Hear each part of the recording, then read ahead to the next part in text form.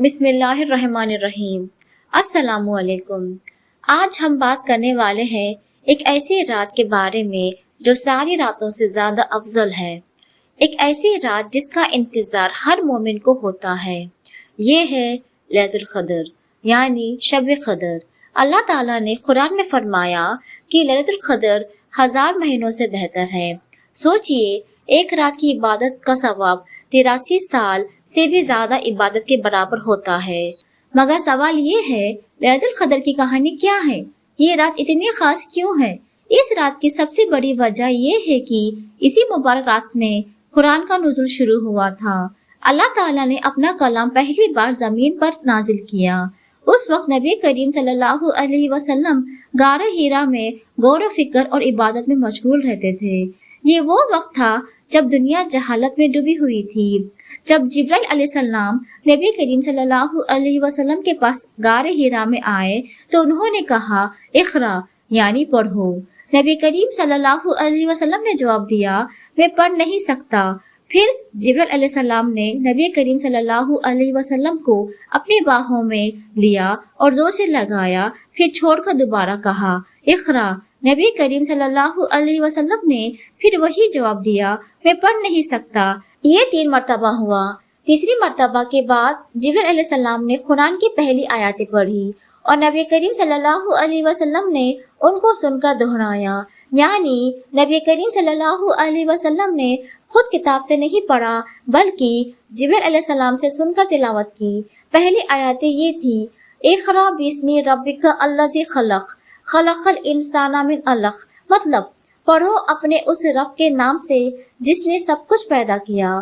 اس نے انسان کو ایک جمے ہوئے خون سے پیدا کیا۔ اسی طرح وحی کا سلسلہ شروع ہوا اور قرآن دھیرے دھیرے 23 سالوں میں نازل ہوتا رہا۔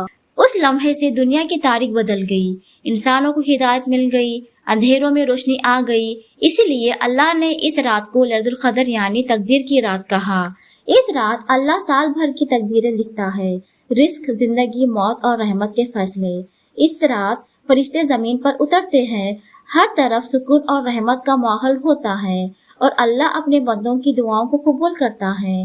اس لیے نبی کریم صلی اللہ علیہ وسلم نے ہمیں حکم دیا کہ رمضان کے آخری 10 دنوں کی تاخیراتوں میں لیلۃ القدر تلاش کرو، 21، 23، 25، 27 اور 29۔ جو شخص اس رات کو ایمان اور یقین کے ساتھ عبادت کرتا ہے، اللہ اس کے پچھلے سارے گناہوں کو معاف کر دیتا ہے۔ اس رات کی سب سے خوبصورت دعا جو نبی کریم صلی اللہ علیہ وسلم نے سکھائی وہ یہ ہے، اللہم انک عفو تحب العفو فاعف عنی، یعنی اے اللہ تو معاف کرنے والا ہے اور معافی کو پسند کرتا ہے، مجھے بھی معاف فرما۔ دوستوں، لیلۃ القدر صرف ایک رات نہیں، یہ اللہ کی رحمت کا دروازہ ہے۔ یہ وہ رات ہے جس میں ایک سچی دعا انسان کی زندگی بدل سکتی ہے۔ تو جب بھی یہ رات آئے اپنے دل سے دعا کرے، اپنے گناہوں کی معافی مانگے۔ اور آج لیلۃ القدر کی 27ویں مبارک رات ہے۔ یہ وہ رات ہے جس کے بارے میں نبی کریم صلی اللہ علیہ وسلم نے ہمیں بتایا اور خود کو بھی اس رات کو پوری شدت کے ساتھ عبادت کیا کرتے تھے۔ روایت میں آتا ہے کہ نبی کریم صلی اللہ علیہ وسلم آخری عشرے کی راتوں میں اپنی کمر کس لیتے تھے، پوری رات اللہ کی عبادت میں گزار دیتے تھے اور اپنے گھر والوں کو بھی جگاتے تھے تاکہ وہ بھی اس مبارک رات کی برکتوں سے محروم نہ رہیں۔ اس لیے آج کی رات اپنی نماز کو لمبا کرے، قرآن کی تلاوت کرے، اللہ کا ذکر اپنی زبان پر رکھے اور دل سے دعا کرے۔ ہو سکتا ہے آج کی ایک سچی دعا ہماری زندگی اور آخرت دونوں بدل دے، اور اللہ سے اپنی زندگی اور آخرت کے لیے بہترین تقدیر مانگے۔ کیا پتہ، شاید یہ ہماری زندگی کی سب سے قیمتی رات ہو۔